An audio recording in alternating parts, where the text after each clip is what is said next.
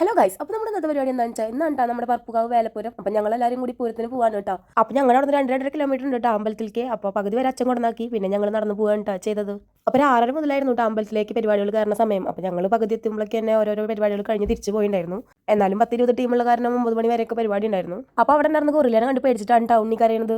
പിന്നെ അങ്ങനെ ഓരോരോ പരിപാടികളായിട്ട് വന്നു തുടങ്ങി. അപ്പോൾ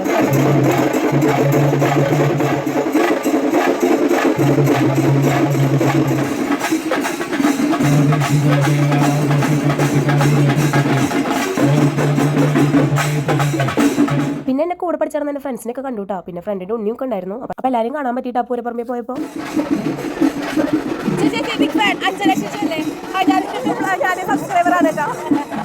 ഈ ലാസ്റ്റ് കാണിച്ച ഫ്രണ്ട് എന്ന് പറയുന്നത് എൻ്റെ കൂടെ 10 വരെ പഠിച്ചതാണ് കേട്ടോ. അവൾ പ്രതീക്ഷിക്കാണ്ടാണ് ഉണ്ടാക്കേണ്ടത്.